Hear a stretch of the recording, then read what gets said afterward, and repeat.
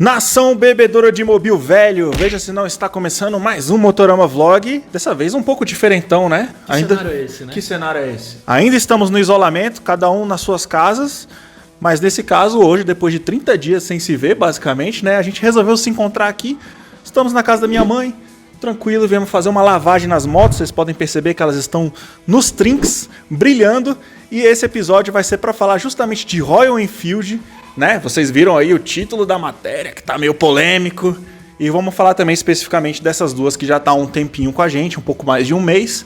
A gente já pode falar alguma coisa, não é isso? É isso. É isso, então solta essa vinheta que depois tem assunto polêmico e tem Royal Enfield e tem tudo isso aqui.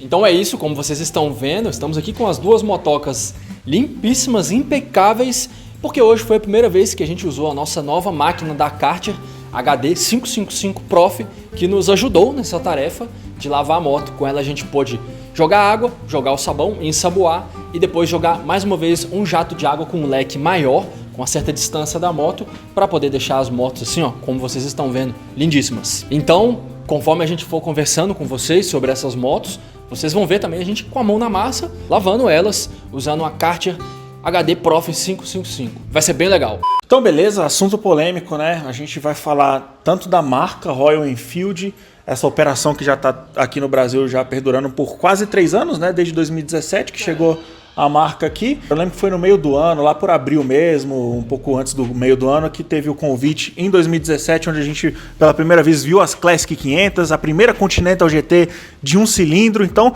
já tem aí seus 3 anos da operação da Royal Enfield aqui no Brasil.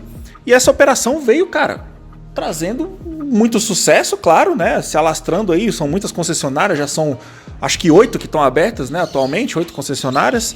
Aqui em Brasília já tem um ano que a gente tem a nossa. E a gente está muito feliz com esse alastramento da marca, porque a gente sempre foi fã de Royal Enfield, né? Desde antes da marca chegar aqui no Brasil. Quem quiser conferir é só ir no nosso primeiro vídeo, que a gente já fala com bastante carinho, bastante paixão sobre essa marca aqui, que originalmente era uma marca inglesa, né? Uma das clássicas inglesas aí, junto com BSA, junto com Triumph, junto com Norton, né? Essas marcas que fizeram história, principalmente no segmento das Café Racer, que é uma coisa que a gente gosta muito e foi justamente o assunto do nosso primeiro vídeo, quando a gente falou pela primeira vez de Royal Enfield aqui nesse canal. E lá se vão 5 anos. E de 5 anos pra cá a gente falou várias outras vezes de Royal Enfield. A gente pegou a primeira Classic 500 do Bressan antes da operação aqui no Brasil chegar. Essa operação que tá tendo aqui agora, que tinha tido uma outra operação bem menor da Royal Enfield na época que ele comprou essa primeira Classic 500. Então a gente tem uma história muito legal com a marca, de paixão. E claro, a gente também tá muito atento a tudo isso que tá acontecendo, já, né? Junto com o sucesso, também vieram algumas coisas aí que não são necessariamente sucesso, né? Muito pelo contrário. Tem dado o que falar aí, alguns problemas apresentados na Classic 500, na Himalayan também. Que merda, hein? Sabia não? Até agora nada sobre as Twins, né, que a gente tá tendo aqui. Inclusive a gente tá aqui justamente para testar e descobrir algumas coisas. A gente tem algumas observações que a gente vai falar mais no final do vídeo quando o foco for elas aqui. Mas vamos então começar falando de Royal Enfield no Brasil, problemas apresentados. Olha, o assunto no mundo é o coronavírus.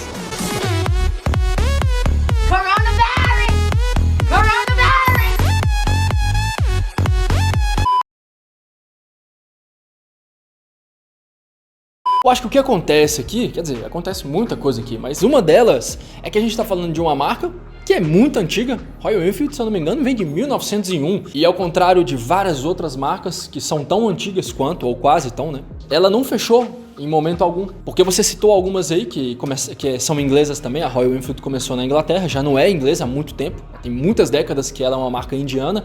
Mas todas que você falou aí, BSA, Norton, Triumph, ou fecharam e depois se recuperaram, ou fecharam e nunca mais existiram, né? E hoje estão aí entre algumas das lendas do universo das motos. A Royal Enfield ela nunca fechou, então ela sempre continuou, teve essa mudança aí e tal.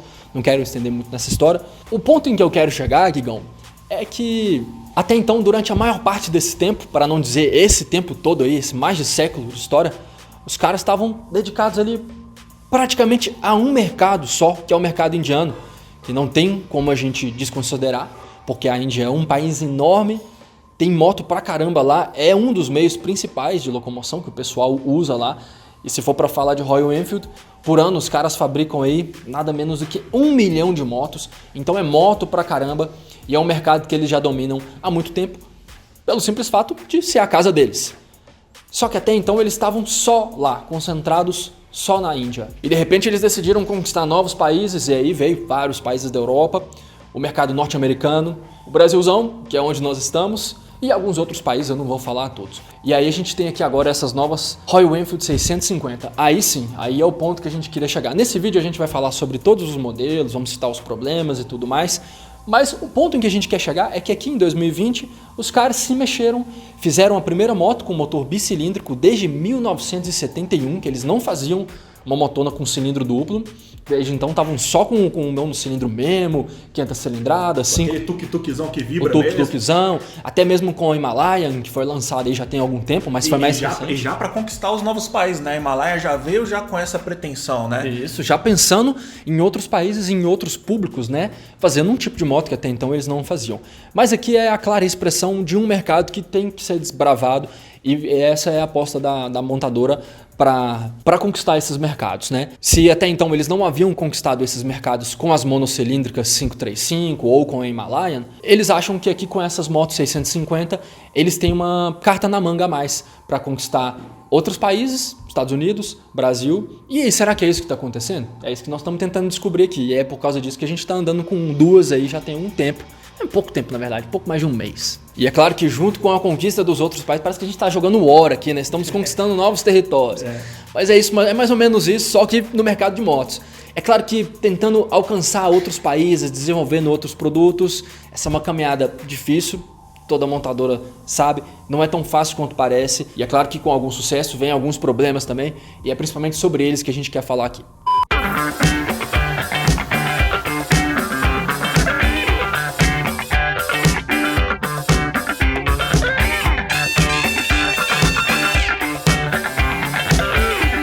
Eu primeiro de tudo quero falar que eu não concordo com a forma como algumas pessoas têm relatado esses problemas, né? Porque a gente está vivendo um período aí que é a cultura do cancelamento, né? Assim que a gente vê com as pessoas, com os famosos, acontecem com as marcas e com as motos também, né?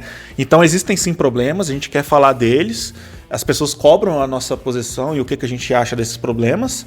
Ao mesmo tempo, e é para isso que a gente está aqui, mas ao mesmo tempo a gente quer fazer isso com responsabilidade, afinal de contas é uma marca que merece todo o respeito, a gente sempre respeitou, sempre foi fã e continua muito fã. E claro, também não posso deixar de falar que todas as vezes que a gente teve contato com Royal Enfield, sejam as Classic 500 ou as Himalayas que a gente pegou por um tempo também, a gente sempre procurou relatar os problemas que foram apresentados pra gente, né? Aqui a gente não precisa nem ficar também resgatando muitas coisas, porque quem quiser, os vídeos estão aí, é só ver o nosso review sobre a Himalaia, quando a gente viajou também pra Chapada, o nosso review das Classic 500 e a gente apresenta ali os problemas que se apresentaram ali pra gente e as nossas críticas pras motos, né? Então existiam. Claro que não aconteceram coisas com a gente, como por exemplo, a quebra de raios da Classic 500, que foi uma coisa aí que cara, tomou a internet no começo do ano passado, acho que foi no começo do ano passado, ou foi no final de 2018, alguma coisa por aí. E deu o que falar, cara, porque o cara fez o vídeo de uma forma muito... com muita raiva. Dá pra entender que o cara tava com raiva. Quebrou o raio das motos. E ainda assim, existem outras pessoas que a gente conhece, como o Bressan, por exemplo, que já tinha saído de São Paulo e vindo pra Brasília e não teve nenhum tipo de problema. Hugo preparou muito bem o terreno aqui quando ele falou que as motos estavam sendo produzidas só para o mercado indiano durante muito tempo e decidiram conquistar aí o mundo. Isso significa que o padrão de produção era um padrão de produção para o público indiano. Querendo ou não, vamos lá, não tem a mesma exigência do resto do mundo, cara. A gente tem um país com uma condição completamente diferente dos Estados Unidos, completamente diferente do Brasil também, que eu acho que tá no meio termo entre os dois aí, né? Completamente diferente do Japão, que é onde estão algumas das montadoras que mais vendem motos aqui no Brasil e no mundo inteiro. E dessa forma, são algumas das motos com as quais a gente está mais acostumado. E quando fala de processo de produção japonês, cara, a gente tá falando de um processo de produção industrial que já conquistou o mundo há muito tempo, né, velho? Que tem ali um controle de qualidade na fábrica que, cara, foi conquistado ao longo dos anos, né? As marcas erram, as pessoas erram. Hoje em dia a gente tá muito na cultura de cancelar. Talvez esse não seja o caminho, talvez essa seja uma fase que a gente está vivendo. A gente está vivendo tanta coisa. Essa época para nós está sendo uma época complicada. A gente não teve uma grande guerra, a gente não teve nada. E a gente está tendo esse coronavírus. Tipo, tá tudo muito à flor da pele, as emoções estão à flor da pele. Hoje em dia é muito fácil falar sem pensar, falar sem achar que vai machucar. E muitas vezes achando que a gente está blindado na internet, parece que fica mais fácil ainda. É claro que esse episódio aí repercutiu muito mal, não preciso falar nada, né? Todos vocês provavelmente sabem. E com razão, né? Você não quer comprar uma moto em uma cidade, poder voltar para sua cidade e antes mesmo de chegar em casa, você ter os raios da roda da sua moto saindo. Isso aí foi realmente lamentável, né? Agora, o que não foi lamentável foi a postura da marca em ter ali o pós-vendas muito presente e atuando ali para assessorar a moto que estava precisando ali. Ela não tinha passado por revisão e ainda assim a Royal Enfield estava lá. O cara teve a moto dele consertada, não pagou nada por isso, é claro. A galera da marca se deslocou de São Paulo até o Sul, foi atender a pessoa na casa dele e fizeram um trabalho que tem que ser feito, fizeram certo, né? E isso até gerou um vídeo do cara, o cara fez o segundo vídeo pedindo desculpas até para a montadora e reconhecendo um pouco a postura dele, que tinha sido um tanto inflamada demais, né? Ele talvez tenha se excedido, mas tudo bem, cada um é cada um. Agora, esse segundo vídeo aí, ninguém viu, né? Não repercutiu tanto. Por quê? É porque a galera gosta de ver o mal, né? E aí nem sempre gosta de ver o bem ali, que foi o que aconteceu. Para nossa felicidade, essa história aí teve um bom desfecho. Na nossa humilde opinião, a montadora soube fazer bem o que tinha que ser feito. Não é mérito nenhum, tinha que ter ido fazer lá o que fez realmente. Fez obrigação, né? Mas é bom que todo mundo saiba também, coisa que nem todo mundo sabe, né? Para muitas pessoas a história ficou daquele jeito ali.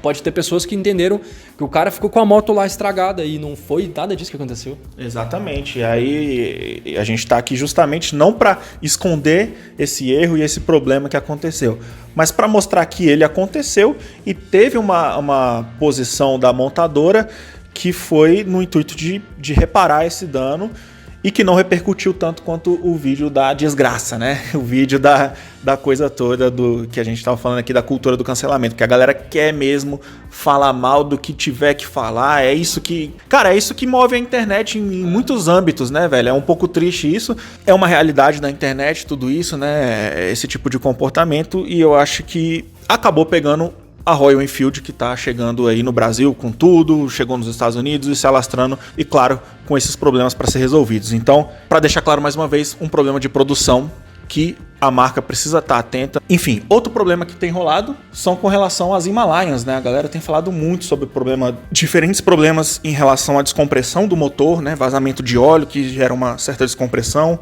Um amigo nosso, o Edson, que é inscrito do canal, cara, pô, gente boa pra caramba, teve uma Himalaia que apresentou vários problemas de uma vez, né? Teve um pouco mais grave, que foi o de trinca de quadro, né? De chassi. Enfim, mais uma vez, erro de produção, não foi erro de projeto. A gente sabe que as motos, tanto a Classic 500 quanto a Himalaia, são projetos, cara, muito bem resolvidos. As motos são legais, a gente andou, ficou um tempo legal com elas, a gente relatou tudo isso, mas no geral, cara, as motos demais, velho, aventureira pra caramba, faz de tudo, velho. A moto, cara, o produto não é um problema, velho. O problema é problema de produção. E realmente a Royal Enfield, ela precisa ficar atenta ao processo de produção, precisa ter um melhor controle de qualidade pra gente continuar sendo fã da marca. É claro que para muitos de vocês que estão assistindo, essa situação toda aqui pode parecer muito absurda.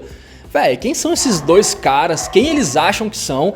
Os caras estão claramente comprados, cada um com duas motonas, 0 km, eles não tiveram que pagar nada por isso e agora estão aqui na minha frente, na tela do computador, fazendo uma clara propaganda descarada, só que querendo botar pano e falando que tá tudo bem e dizendo que tudo que aconteceu não vale de nada porque a montadora foi lá e resolveu tudo. Só que pena que todo mundo não sabe que a montadora resolveu, porque a internet vive da cultura do cancelamento.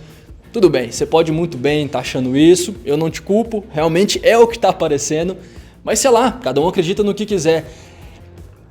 Pode parecer um pouco estranho estar aqui, eu tô me vendo nessa situação, pode muito bem ser que eu tô parecendo que eu tô fazendo uma propaganda velada aqui, vocês devem estar achando que tem milhões aqui por trás e eu não vou perder meu tempo falando que não tem nada.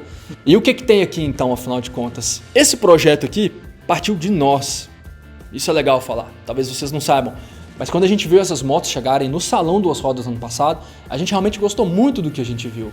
E a gente voltou para casa e decidiu juntar a fome com a vontade de comer. Eu tava com a minha, ainda continuo com a minha Triumph, Mas realmente gostei muito dessas aqui, principalmente essa que é a que eu tenho usado.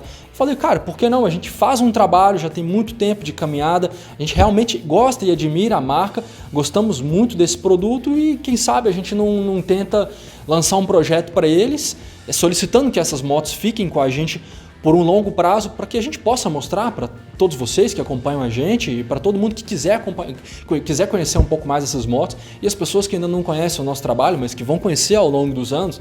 As motos vão continuar aqui, a gente torce para que a montadora continue aqui e estejam lançando essas motos e possa trazer uma fábrica para cá e elas possam ser fabricadas. Então a gente chegou em casa, sentou a bunda na cadeira, na frente do computador, começamos a escrever e mandamos um projeto para a Royal Enfield. Então partiu de nós e aí a resposta veio depois, para nossa sorte, enfim, não preciso nem falar que deu certo, eles toparam esse desafio com a gente.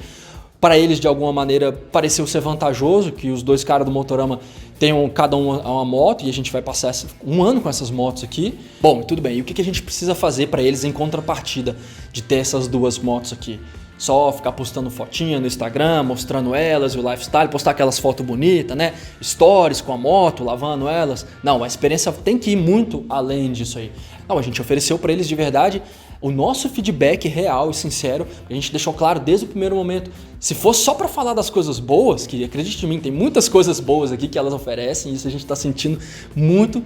Mas se fosse só para falar das coisas boas, a gente não estaria aqui, a gente estaria com cada um com seu. Eu estaria com a minha própria moto. E é isso, a gente só tá aqui porque a gente tem a total possibilidade de falar não apenas dos pontos bons, mas das coisas ruins também, falhas técnicas, que a gente vai falar sobre algumas delas aqui no episódio, porque o mais legal de tudo, e a gente começou a ver que o projeto ia dar certo ali, foi quando eles entenderam de verdade que essas informações são valiosas para eles, não existe ninguém mais do que eles mesmos que querem ter esse feedback sobre o que tá legal e o que não tá tão legal, o que pode melhorar, faz parte do nosso trabalho isso aí. Os caras da Royal Enfield do Brasil são os mais interessados em saber o que pode melhorar aqui. E eu acho que é aí que a gente entra, né? Poder passar esse feedback. É lógico que a gente queria estar acumulando muito mais quilômetros do que o que a gente tá. Não é a hora de andar de moto por aí sem necessidade, mas é só questão de passar esse período crítico da epidemia, esse período máximo de isolamento social. Pode ter certeza, a gente vai voltar para a estrada com tudo com essas motos. Por sorte, a gente teve um fim de semana antes de surgir o isolamento e a gente aproveitou ele muito bem fazendo um acampamento. E ali naquele primeiro fim de semana já andamos ali 500 quilômetros e foi a nossa primeira grande experiência com elas.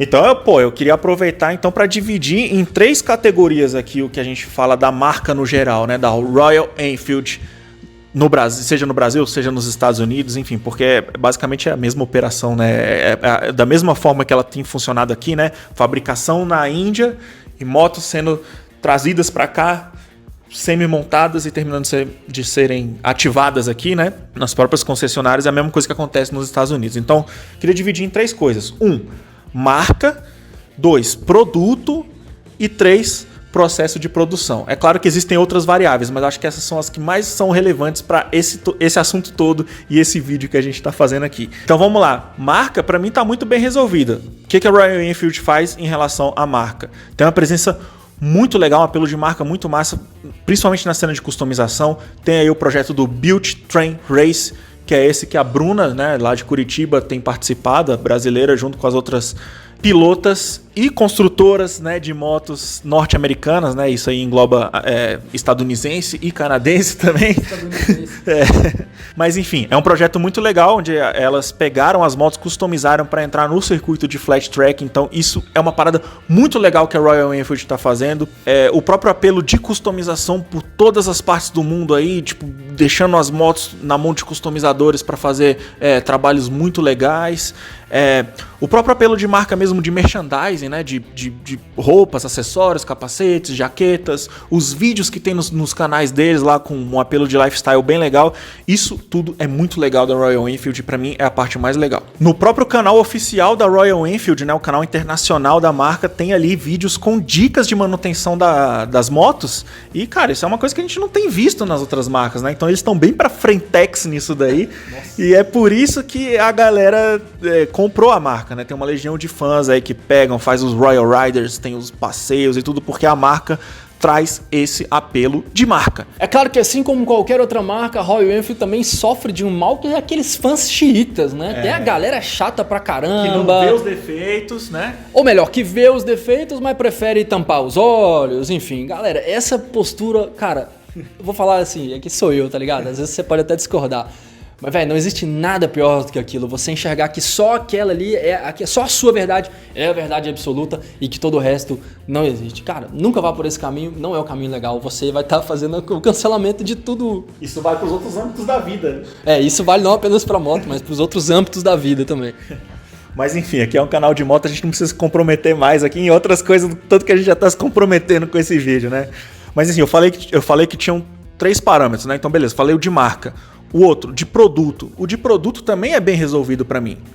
Himalayan é um produto, Classic 500, Bullet e Continental GT 535, que já saiu de linha, também eram outros produtos. E agora as Twins, né, as primeiras motos com motor bicilíndrico, pelo menos dessa nova geração, né, de Royal Enfields, são outros produtos aqui que, para mim, na minha opinião, são muito bem resolvidos no projeto, né? Ciclística muito boa, para a proposta de cada moto, a 500 sendo uma moto econômica para a cidade e tal, mas com esse apelo clássico, a Interceptor e a Continental GT já com o motor 650 mais potente, bicilíndrico, que é muito legal numa estrada, a gente conseguiu fazer ultrapassagens e coisas sem muita dificuldade, tudo, a moto com a ciclística muito boa, muito leve, muito na mão, freia muito bem. E a lista vai longe, né? Vai muito além disso. A moto freia muito bem, uma sexta marcha que é muito gostosa de usar na estrada, serve como um overdrive mesmo. A moto que já tem um baixo consumo de combustível, na minha eu tô calculando em torno de 25, em torno de 26, ou seja, para uma moto 650, 2 cilindros, tá bacana. Com a sexta marcha serve para economizar mais ainda combustível. Ou seja, produto muito bem resolvido, não é isso? Então aqui a gente tem também peças que a gente já criticou ali, falando da seta, que de repente não é tão compatível com o visual da moto. Mas assim, são peças que foram justamente vistas para que é onde ela vai enxugar o preço e trazer um preço mais competitivo. E é por isso que essas motos têm um preço mais justo aqui no Brasil, né? Então, beleza, questão de produto também tá bem resolvido, né? Lembrando também que são produtos feitos por engenheiros ingleses, né? Da equipe que era, né, tradicional da Royal Enfield, com a sua base lá em Redditch, na Inglaterra. Enfim, engenheiros que inclusive compartilham de outras marcas aí, né, que são da Triumph, da Ducati, tudo também fizeram projetos aqui para a Royal Enfield. Então, beleza, produto também é bem resolvido. E o terceiro fator, que é o de produção, né, controle de qualidade, eu acho que é esse ponto que a marca precisa melhorar. Mais uma vez, o que a gente pede é só parcimônia, né, para as pessoas tratarem todos esses problemas com cautela, né, não saírem aí cancelando a marca e tudo isso. Vale para todas as marcas, cara, seja Triumph, seja BMW ou Royal Enfield. Beleza, e é justamente nesse ponto que você tocou aí, né, processo de produção, controle de qualidade, é aqui que a gente deve voltar lá no início, daquela observação que foi feita, que é o seguinte: as motos da marca estão indo para vários países, desbravando novos mercados. Mas e a fábrica? A fábrica continua lá na Índia.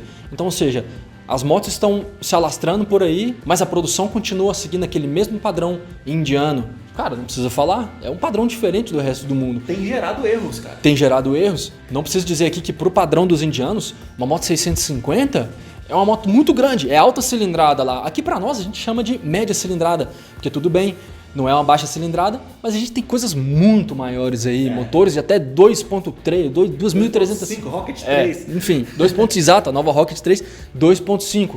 Então isso aqui na verdade não é grandes coisas em termos de números. Não é uma cilindrada grande, não é uma potência grande e tudo mais. Mas lá no país deles, isso aqui é uma moto grande. Então acho que nesse ponto seria muito interessante. E eu acredito que a montadora esteja de olho nisso aí, que é o quê? Trazer uma fábrica para cá. Agora, se a fábrica vai seguir os padrões de qualidade, processo de produção da Índia, ou vai tentar trazer algo moderno, aí já não sei também, já não cabe a mim dizer. Mas como é uma montadora que tem muita história e é moderna, tá atenta ao mercado, nada disso que você falou aí, se referindo à questão da marca, a questão do trabalho que eles fazem, nada disso existiria se não fosse uma montadora antenada com o que está acontecendo no cenário atual. Acho que você resumiu muito bem, acho que deu pra gente elucidar bem qual é a nossa crítica em geral às Royal Enfields, né? A gente acha que é uma marca que está muito para frentex, mas o processo de produção, o processo de controle de qualidade parece que não acompanhou todo o restante da marca, que né, se alastrou de forma tão positiva pelo mundo, e isso aí ainda é uma parada que tem que melhorar, e a gente torce para que melhore, porque a gente é realmente fã da marca. Agora indo então para a parte final do vídeo, então vamos falar um pouco da nossa percepção que a gente teve especificamente dessas duas motocas que estão com a gente aqui, que já tem um mês que estão com a gente, né? Claro que podia ter sido uma percepção melhor se não tivesse rolado o isolamento social, coronavírus e tudo que a gente teve que parar, dar uma parada de andar, né? Mas a gente chegou a fazer uma pequena viagem, um acampamento com elas e usamos no dia a dia bastante também. Então já dá pra gente dizer algumas coisas. Aqui já foram vários quilômetros rodados com elas, já foram vários tanques. Mais de 1.000 quilômetros. De abastecimento, mais de 1.000 quilômetros já rodamos, com certeza. Até tem a foto lá do painel o dia que eu peguei, mas não lembro o número de cabeça agora. Primeiro de tudo, falar que essas motos aqui, pelo menos pra nós, cara, tem o meio de campo ele já tá ganho, porque são realmente o tipo de moto que a gente mais gosta. Basta ver as últimas motos que a gente teve. Guigão veio de uma CB 483. Que moto seria a CB 483 em 2020 no mundo? Acho que seria essa aqui, né? Só que agora ele tem um ABS, tem 250 cilindradas a mais, tem mais cavalos, tem um freio que freia pra cá. E aí a gente vai começar a falar aqui já do ponto positivo. Se você ainda não viu o review do canal Motorama sobre essas motos lá na ocasião de lançamento, tá fácil de assistir, tá aqui depois. Lá você vai ter mais informações sobre as motos. Sobre as motos. E aqui é realmente de quem já andou mais de 1.000 km e vai poder falar. E eu acho que quem vai poder falar melhor sobre a Interceptor não sou eu, né? Manda bala aí. Perfeita comparação com a CB400. Para mim é o meio de campo, é o meio termo entre uma CB400, 450 e uma Street Twin, uma Bonneville, né? Enfim, é o meio termo, por quê? A gente tá falando de uma moto atual, uma moto moderna, que tem ABS, igual você falou, um freio que é uma subsidiária da Brembo, né? A Bibre. Dizer pra galera aí que agora eu aprendi a falar Bibre, não falo mais Bibre. Me criticaram lá porque eu falei Bibre, mas tudo bem. Sim, eu vim vendo e aprendendo. É só lembrar que é justamente um acrônimo, né? É By Brembo. É isso. Então, tipo, os freios By Brembo são os freios Bibre. Os freios Bibre. Então, temos uma moto que é atual com o visu clássico, uma mecânica meio clássica também, né? Afinal, a gente tem um motor que em parte é refrigerado a ar, tem um radiador ali na frente e tudo, mas que tem aquelas aletas de refrigeração, assim como a CB400, 450 tinham também. Uma moto clássica, então sim, é o meio termo entre as duas. E depois você vai poder falar um pouco melhor sobre o comparativo do que seria com a Street Twin, né? Cara, é uma moto que ela é muito fácil de pilotar. A gente pegou terra, pegou lama com a moto e a moto estava ali na mão, tranquilamente. Deu para fazer tudo. A única pessoa que tombou essa moto, na verdade, foi Hugo, né? Inclusive tá aqui manete de freio aqui amassado, né? Por conta de Hugo Renault. Mas enfim, essa parte a gente releva. Vamos às críticas, né? Tem algumas coisas já que a gente pôde perceber nas motos que poderiam melhorar. Uma delas é o marcador de combustível, que tem um problema por conta do pescador de combustível. Eu acho que talvez o Hugo possa falar um pouco melhor sobre isso, porque a dele, inclusive, apresenta esse problema de forma um pouco mais clara até, né? Isso foi imediato, assim que eu peguei a GT, eu passei no posto para abastecer ela, enchi o tanque e reparei que o marcador de combustível não chegou até o fim. Aí o que você faz uma hora dessas? Você começa a arrancar os cabelos, vai pra internet xingar? Claro, é isso que todo mundo faria, não tô brincando. Você para e observa, anda um pouco, anda 200 metros, anda 2.000 quilômetros, espera o dia virar. Se realmente ele não subir, tá quebrado, tá falhando, ou a peça responsável por isso, eu não sou mecânico, mas acredito que seja algum relé, algum que faz a leitura, né? Puxa lá do pescador do combustível e vai trazer a informação por o painel. Nessa moto aqui, ela não tá funcionando. O que tá acontecendo? Vou ser mais específico. É isso, ele não vai até o final e ele também, conforme você vai andando com a moto e gastando a gasolina, ele também não desce. E aí o que acontece? Ele só passa a mostrar outra coisa quando a moto chega na reserva. Daí a reserva dela no painel são os 3 pontinhos, são os últimos pontinhos. Aí você sabe que está na reserva porque ele começa a piscar. Essas motos não têm luz espia de combustível, luz espia de reserva. Você fica de olho ali no marcador de combustível e ele te diz quando chega na reserva para você parar no posto e abastecer. E a minha está nessa situação atual. Primeira coisa que eu fiz, quer dizer, depois que eu vi que a situação ia ser essa mesmo e realmente tinha alguma coisa errada, liguei pro pessoal lá da Royal Enfield aqui de Brasília, conversei com os caras entendeu totalmente a informação, falou, cara, legal, obrigado pela informação, então traz ela aqui pra nós que a gente vai corrigir. Eu levei lá? Não, ainda não levei lá, porque eu prefiro estar andando com ela do que ela vai enfiando. Tá enrolando mais coisa aqui pra resolver, como uma manete aqui. Mas enfim, isso tá acontecendo, é uma informação que eu preciso trazer. Cara, esse é o tipo de coisa que vai estragar a sua experiência com a moto? quem sou eu para dizer? Cada um tem uma forma de levar cada coisa. Para mim não estragou, tanto é que você nem me impediu de fazer a viagem lá para Chapada, a gente foi, rodamos 500 km, basta ter aqui uma observação melhor, tá de olho o tempo inteiro. Outra coisa que tem que ser ponderada também, a gente faz questão de trazer para vocês, é que principalmente as tampas do motor delas, de todos os lados, dos dois lados, né? Elas parecem que juntam uma Oxidação mais fácil. É uma sujeira que cria essa oxidação. Na do Gigo tá mais fácil de ver. Na minha tem também pra caralho. Inclusive a ponta dos parafusos ali, onde parece que foi... Não sei como é que é o processo de anodização dos parafusos e tal, mas o fato é que sim, junta muita sujeira, assim como qualquer outra moto, mas é a sujeira que parece que não sai tão fácil. E vira uma ferrugem, dá aquele aspecto de oxidado. Tanto é que a gente acabou de lavar elas, fizemos uma lavagem caprichada aqui e o aspecto continua o mesmo nessas duas peças. Claro que tem como resolver também, precisa comprar um produto daquela pastinha, né, para fazer o polimento, né, polindo, passando bastante ali, esfregando bastante com aquela esponjinha, aquela não sei que é bem, que é um feltro, uma enceradeira, exatamente. Passando bastante, isso aí vai acabar sumindo e vai ficar legal de novo. Porém, é um problema, porque vai acabar oxidando de novo depois se você não botar uma resina, alguma coisa que possa proteger. Um outro problema, cara, foi uma parada que o nosso amigo Felipe Bueno, do Auto Super, ele acabou mencionando lá no canal dele. O Hugo tinha observado o mesmo problema e quando ele falou comigo sobre esse problema, eu falei, uai, eu não acho não, cara. Pra mim, isso daí é normal. O que é?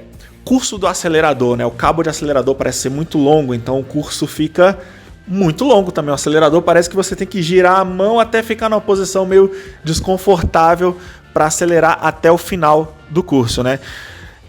E por que eu achei que não tinha esse problema na minha?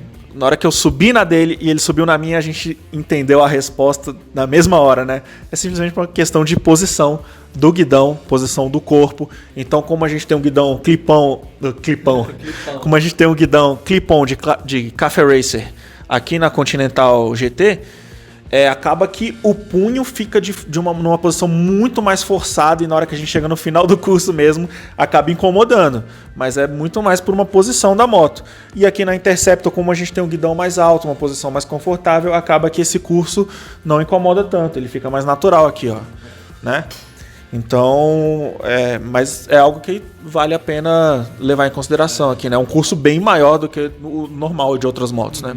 E como é que está sendo a vida com essa moto aqui em comparação à Triumph? Uma moto que eu passei mais de 3 anos e meio com ela, rodei 33 mil quilômetros, que é uma moto fantástica, nunca me deixou na mão. Sou fã, sempre fui fã da Triumph pra caramba e você pra sempre, tá? Vai estar sempre entre as minhas motos preferidas. As pessoas estão me perguntando isso demais, porque aqui é uma moto que se aproxima muito, são motos do mesmo estilo, mesmo DNA, que vem da mesma pegada, né? Motos com inspiração em motos britânicas clássicas dos anos 50, a Triumph é uma legítima britânica, a Royal Enfield bebe da fonte ali o tempo inteiro, e aí a gente tem aquele ponto X que muitas pessoas estão perguntando, e aí, que situação que eu fico agora? Eu tô em dúvida, tava em dúvida entre comprar uma Triumph clássica e agora com as Royals eu não sei onde eu vou. Aí é pesquisar, tentar andar em todas essas motos.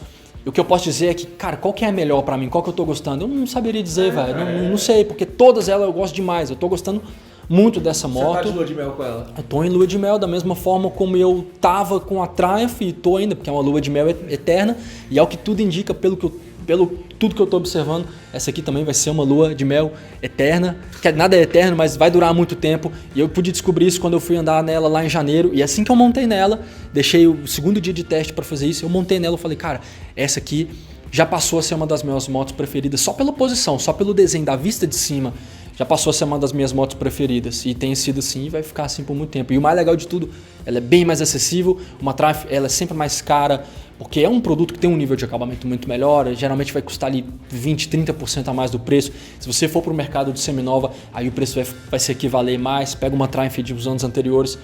E ainda assim, só você vai poder dizer melhor o que vai te atender. Por isso que eu sempre digo, procure trocar ideia com pessoas que tem essas motos. Eu procuro responder o máximo de perguntas lá no meu Instagram, quando a galera pergunta. Às vezes não dá para responder todas, porque as dúvidas são cruéis também. Eu sei que se eu tivesse do lado aí do celular, da tela, eu estaria pensando nas mesmas coisas e estaria perdido também. E aí entra um pouco do nosso papel, que tentar ajudar todo mundo aí na medida do possível. E é isso. Qual que é a preferida? Não sei, não tem preferida. Tu gosta de todas. Aí os caras vão falar, vocês são muito isentão. Velho, isentão como, velho? O que tem pra não ser gostado aqui, velho? São motos, é o que a gente mais ama na vida. São as motos que a gente mais gosta. Se fosse muito ruim, a gente falaria.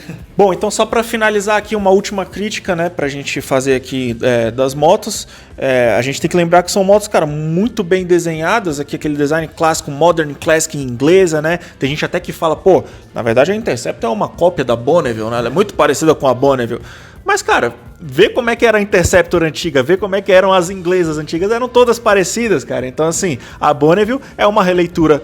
A Bonneville atual é uma releitura da Bonneville que tinha lá nos anos 50, anos 60. Então, a mesma coisa acontece aqui com a Interceptor, né? Ela é uma releitura do modelo anterior, por isso elas se parecem. Mas por que eu tô falando isso?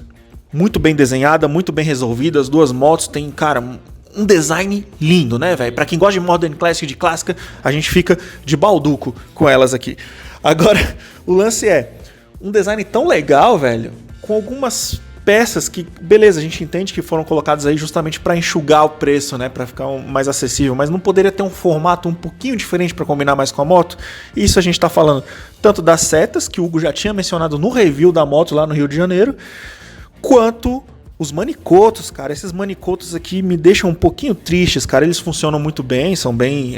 cumprem o seu papel, mas assim, é um manicoto de CG, cara. Não tô querendo aqui desmerecer as CGs, né? Mas um manicoto de CG fica legal numa CG. A gente não quer um manicoto de CG numa Interceptor. A gente queria um manicoto que fosse um pouco mais compatível com o design da moto, né?